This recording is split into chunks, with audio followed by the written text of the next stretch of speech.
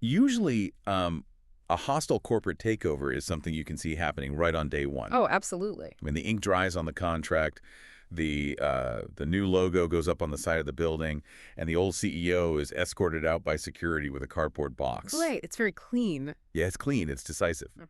But today on the deep dive, we are unpacking a really dense, entirely fascinating historical text about the English East India Company. Right. Specifically in the late 1760s. Exactly. Yep. And it's basically a scenario where the new owners built this, like, shadow government, kept the old CEO as a total puppet, and tried to audit a sprawling, chaotic economy they didn't actually understand at all. Yeah, and if you've ever, survived a disastrous corporate merger Oh, man. or like a major company restructuring, you're going to recognize exactly what happens next. For sure. Because the historical text we're analyzing today, it isn't just dusty 18th century trivia, it's a masterclass in information asymmetry. Yeah, it really is. We are looking at what happens when the people at the top hold all the official titles, right? But the middle managers on the ground hold all the actual data. All the real power, basically. Exactly. It's a deep dive into the absolute peril of giving people unchecked power without any real accountability.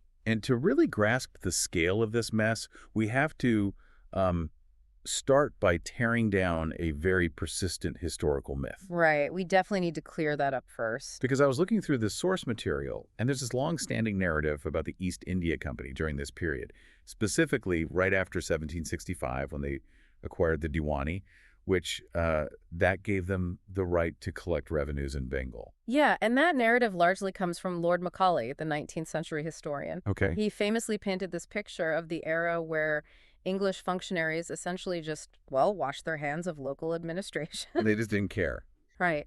Macaulay claimed that until about 1772, the English completely neglected the police, ignored the administration of justice, and stayed totally out of the intricate details of revenue collection. Huh. The story was always that they only cared about playing politics with native princes, and left the day-to-day running of the country entirely to local authorities. But the primary sources from the administration of Governor Harry Verelst completely blow that theory out of the water. They really do. Like they weren't hands-off at all.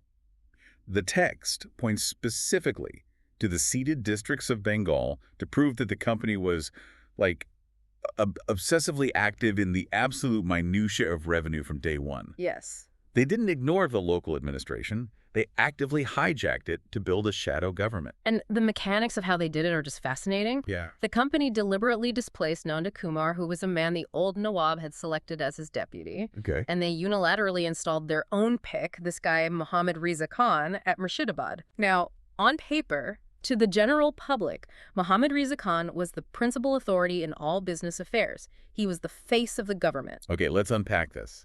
Because this sounds exactly like a modern hostile corporate takeover. Yes, exactly. Where the new owners keep the old CEO in place purely as a PR puppet.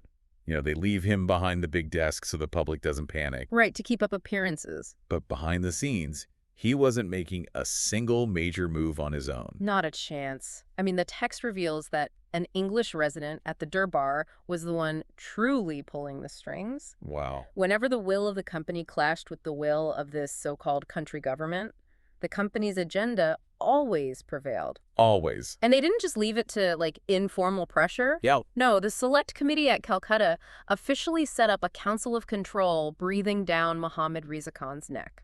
That's intense. Every significant transaction, especially in the administration of justice, had to be run past the English resident. Governor Harry Verelst literally referred to the Nawab's government as a mask, a shadow, and a name. Yeah. It's entirely theater. But if you have the power to overrule the government and you're already setting up councils of control, why bother with the masks? That's the big question. Right. Like, why go through this elaborate charade instead of just planting your flag and saying, we're in charge now? Well, it comes down to a fundamental fear of disrupting a highly lucrative but very fragile system. Okay. But Verelst himself quickly realized the grave evils of what he called this double government. The double government, yeah. By breaking down the clear barrier between native rule and company rule, they created a massive vacuum of accountability. Makes sense. The native population grew completely uncertain of where their obedience was due. Right. I mean, imagine being a local merchant or farmer. Do you pay your taxes to the Nawab's tax collector? Or do you answer to the English agents? It's just a recipe for extortion. Because if nobody knows who the boss actually is, anybody with a tiny bit of authority can just claim to be collecting on behalf of the government. Which is exactly what happened.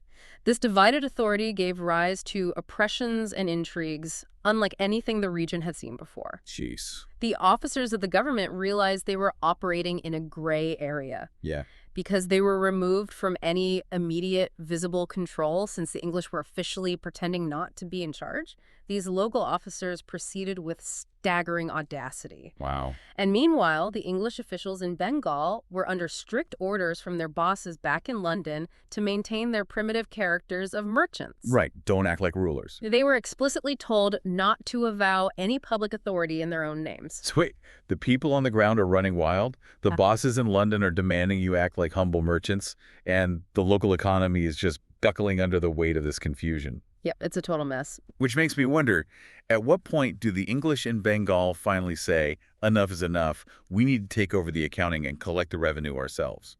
Well, they desperately wanted to avoid doing that because they were terrified of what they didn't know.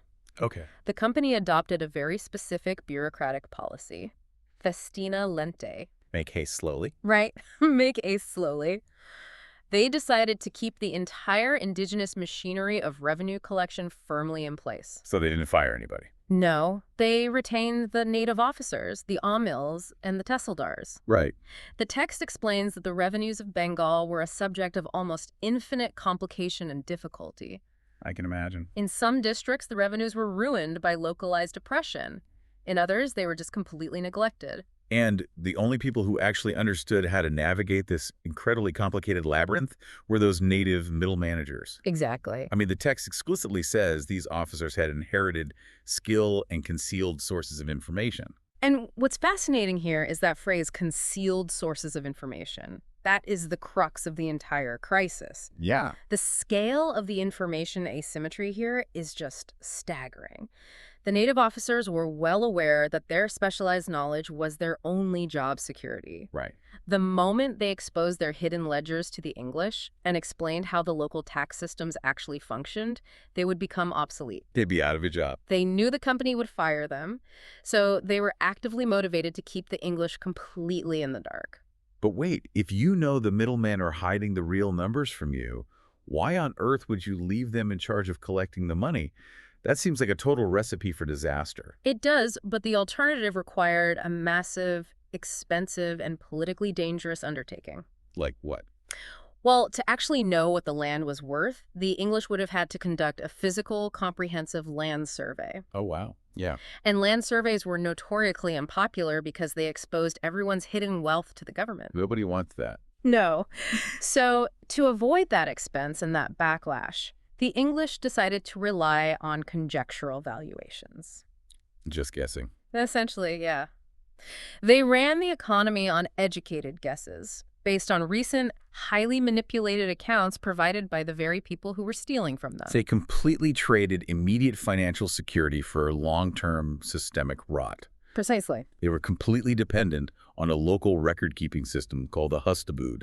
Yeah, the Hustabud was supposed to be the original rent rolls, the surveys of the lands. Right. But we shouldn't picture modern, audited spreadsheets here. Definitely not. The text notes these records were loosely kept, unfaithfully formed, and entirely adapted to the private interests of the local landholders. Wow. They were specifically engineered over generations to hide the true value of an estate from whoever happened to be ruling from the capital. So you have a system running on basically fake spreadsheets. Yes. Managed by middlemen who know the new English owners are completely blind and no one is actually accountable. How long does it take before a setup like that completely breaks the local economy? Honestly, not long at all. Yeah. By May of 1769, Richard Beecher, who was the English resident at the Durbar, writes a frantic letter to the Select Committee. Okay. He essentially pulls the fire alarm, stating that the condition of the country is worse than it has ever been. Wow. And that the economy is approaching total collapse. What exactly did Beecher find on the ground that panicked him so much? Well, he pointed to two main economic drivers of the ruin. Okay. The first was a massive macroeconomic drain. The company was exporting specie hard silver and coin instead of importing it. Oh, that's bad. Historically, the East India Company brought silver into Bengal to buy goods. Right. Trade. But now that they controlled the tax revenue, they used the local tax money to buy the goods, meaning no new silver was coming in. And the existing currency was just bleeding out of the economy. Exactly. But the second cause, which Beecher spends much more time agonizing over, was the deeply destructive method of employing the Amils for revenue collection. The Omils. Those were the native officers we mentioned earlier. Right. And to understand why they were so catastrophic for the economy, we really have to look at the incentive structure. Right. The text contrasts them with zemindars, the traditional local landlords. Right. Historically, a zemindar had a natural, long-term interest in the welfare of their specific district. Because they lived there. Yes. Because their position was often hereditary or at least long-term, their own prosperity was tied to the prosperity of the peasants, the ryots. Okay. If a zemindar encouraged the ryots, helped them during bad harvests, and kept the land cultivated, the zemindar grew wealthier over time. It's like the difference between renting a house to a family for 10 years versus letting a predatory property flipper use it for a weekend. That is a great way to put it. Right. The family's going to care about the neighborhood. They'll fix the plumbing because they have to actually live there. Right. The property flipper, they have zero incentive to fix anything. They just want to extract every possible dime before their contract ends. That analogy perfectly captures the dynamic. The O'Meals were essentially those predatory flippers. Wow. They were appointed year to year. They had no certainty whatsoever of holding their lucrative positions beyond a 12-month period. That's so short. Right. When you put someone in a position of absolute power for just 1 year and demand a massive quota, human nature takes over. Oh, obviously. The O'Meals operated like tyrants because the system basically incentivized tyranny. Because to pay the massive sums they had promised to the government just to win the contract in the first place. Right. And to make sure they secured a handsome profit for themselves before the year was up, they brutally racked the country. And the human cost of this was staggering. I can imagine. The text describes how the O'Meals had absolute power over the time of the collection. Okay. Because there was no fixed, accurate hustabud to hold them accountable, they just made up the valuations as they went. Just making up the numbers. Yes, they used this arbitrary valuation power to embezzle vast sums. They introduced a practice called matote, Matote, yes. which was essentially layering arbitrary demand upon demand, piling sudden new taxes onto the ryots until the peasants were completely ruined and actually forced to abandon their fields. Richard Beecher even provides a side-by-side comparison in his letter to prove this was an incentive problem, not just a general economic downturn, right? He does, yes. He pointed to Birdwon, where the lands had been given out on long leases, and noted that the area actually flourished. People felt secure. Right. But in Dinajpur, which had been subjected to a rapid succession of these rapacious short-term O'Meals, the district was an absolute wasteland. It's a perfect historical laboratory demonstrating how terrible incentive structures destroy an economy from the bottom up. Yeah. Beecher sounds this alarm, making it clear that the middlemen are hoarding the cash, the real data is completely hidden, and the agricultural base is just being destroyed. So, confronted with this frantic warning, the company realizes they can't just sit in Calcutta reviewing fake rent rolls anymore. Sure, they had to do something. It's time for a radical, hands-on intervention. Enter Governor Verhulst's master plan, the supervisors. Right. In 1769, Verhulst decides the only way to bypass the corrupted O'Meals is to send junior English servants, titled supervisors, directly out into the districts. Here's where it gets really interesting. Because I want to spend some time on the mission they gave these supervisors. Oh, it's wild. It sounds completely unhinged. They're sending a handful of 20-something junior clerks out into the wild to basically audit an entire nation's secret economy, fix the justice system, and save the weavers all at once. Yeah, they didn't just want them to check the math. Right. They expected these young men to act as historians, judges, economists, and regulators all at once. It's impossible. The directives Verhulst gave them were impossibly vast.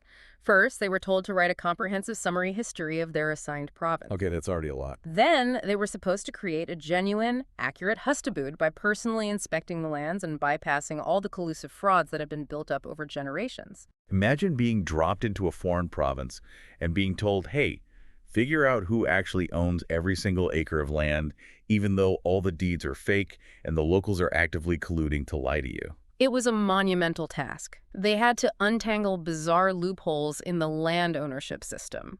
Like what? Everything from royal estates gifted by former kings to government lands that were completely falling apart because they had no native tenants and were cultivated by contract. It's a bureaucratic nightmare. And they had to document all the arbitrary taxes being squeezed out of the peasants. And on top of all that, they were ordered to regulate commerce. Oh, right. But we're supposed to break up the vast local supply chain monopolies. Because the local brokers and agents were essentially holding the entire manufacturing sector hostage. Yeah. They were forcing clandestine, highly unfair agreements on the local weavers and manufacturers. Whoa. The supervisors were told to march in and dismantle those monopolies. Oh, and task number 5, fix the justice system. Of course. Because why not? Right. Abolish arbitrary fines, stop corruption in the courts, and recommend fair arbitration. The audacity of this plan is just staggering. It really is. They want to bring legal due process and economic fairness to the poorest peasants, but they're trying to do it by launching a massive, highly idealistic data collection project in a system entirely built on deception. If we connect this to the bigger picture, there is a profound, almost tragic irony in Verhulst's instructions to these young men. How so? Well, you read the text, and it is filled with incredibly high-minded ideals. Right. He tells them to bring honor, rectitude, and humanity to the locals. Okay. He genuinely wants to convince the peasant that the English official will stand between him and the hand of oppression. So the intentions were at least verbally good. They believed that by throwing enough junior auditors at the problem, they could unravel this whole gradation of collusive fraud. But they severely underestimated the sheer defensive power of a corrupt bureaucracy. Which brings us to a massive twist in the story. Just as these idealistic supervisors are about to pack their bags and deploy into the districts, the very man who sounded the alarm in the first place tries to pull the emergency brake. Richard Beecher. Richard Beecher. Yeah. In October 1769, just months after his initial frantic letter demanding action, Beecher writes to the committee, desperately pleading with them to delay sending the supervisors into the districts. Wait, why the sudden panic? Did he stop believing the system was broken? No, he still firmly believed reform was necessary. Okay. But Beecher understood the pragmatic reality on the ground much better than the idealized vision floating around the committee rooms in Calcutta. That makes sense. His reasoning was entirely practical. First, he pointed out that it was the absolute height of the heavy collection season. Oh, which gives the corrupt middlemen the ultimate built-in excuse. Yes. If the English suddenly show up and interrupt the delicate process of collecting taxes, the O'Meals can just shrug and say, hey, it's not my fault the numbers are short this year. We were about to collect the revenue, but your auditors got in the way and disrupted everything, so now we can't pay you. Precisely. Beecher knew they were handing the O'Meals a get-out-of-jail-free card. Wow. Second, he feared massive coordinated sabotage from the native ministers and the Nawab's dependents. Naturally. He knew these entrenched interests would try every artifice to frustrate the scheme. The people being audited were the ones controlling the physical flow of information and the access to the villages. Right, because they control the territory. You can't audit a village if the local minister's thugs make sure nobody in the village will speak to you. Exactly. And there was a third, incredibly grim reason Beecher wanted to delay. What was that? A severe famine was dreaded. Oh, no. He knew that sending inexperienced English clerks into the districts during a catastrophic, looming food shortage, while simultaneously trying to upend the entire economic structure of the region, would lead to unimaginable disaster. That's terrifying. He pleaded for the committee to at least wait until the end of the current year's collections, around April of the following year. So with the guy on the ground begging them to wait, what does the company do? Well, the machine was already in motion. Verhulst pushed forward. Of course he did. The supervisors were ultimately deployed in 1770. So what does this all mean? Let's look at the aftermath. Yeah. Did Verhulst's grand plan actually fail because it was inherently a bad idea? Or was it perfectly designed to be sabotaged by the middlemen who stood to lose everything? It was a catastrophic failure of execution, mostly rooted in a deep misunderstanding of how absolute power affects human behavior. Okay. By 1772 and 1773, the court of directors back in London realized the entire plan had spectacularly backfired. Wow. The text notes that the directors suddenly had to provide against the possibility of the supervisors obtaining an undue influence. Undue influence. What did that actually look like when these young clerks got out into the districts? It meant that the supervisors, the very men sent to break up monopolies, stop extortion, and establish accurate rent rolls, ended up gaining too much power and monopolizing the trade of the country themselves. You're kidding. No. They stepped into the vacuum left by the O'Meals and the local brokers, looked around at the absolute power they suddenly wielded, and became corrupted by it. That is wild. The court of directors had to issue frantic orders explicitly stating that the supervisors had to withdraw from trade entirely. They realized you cannot reform a broken, extortionate system simply by sending in outside auditors if you are handing those auditors the exact same unchecked power that ruined the original middlemen. Right. The new watchdogs became just as compromised as the old ones. Yeah. The local officials manipulated them, the famine devastated the region, and the idealistic mission to map out the hidden economy dissolved into just another layer of corruption. It's an incredible arc to look back on. We started with this lingering historical myth that the English were just passively sitting back, letting the native princes run things. Instead, we uncover a corporate shadow government operating a puppet regime. We see how the bureaucratic policy of making haste slowly left ruthless, short-term middlemen in charge, directly leading to the economic ruin of the peasants actually working the land. Absolutely. And finally, we watch a highly ambitious plan to audit an entire nation collapse inward. And it leaves us with a concept that resonates far beyond the 1760s. Yeah.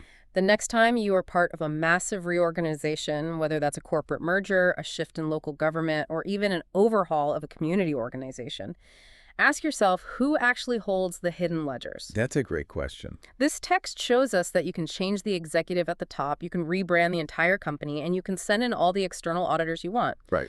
But if the people on the ground who actually control the daily flow of data have an incentive to hide it, true reform is practically impossible. It makes you wonder, in our modern era of big data and endless analytics, are we truly operating in a more transparent world? Or have we simply built better digital hustaboods to hide the truth from the people ostensibly in charge? That is a brilliant point to end on. It's so easy to trust a dashboard when you don't understand how the numbers are actually gathered on the ground. Thank you all for joining us on this deep dive. Keep questioning those surface-level stories, look out for those hidden ledgers, and we'll catch you next time.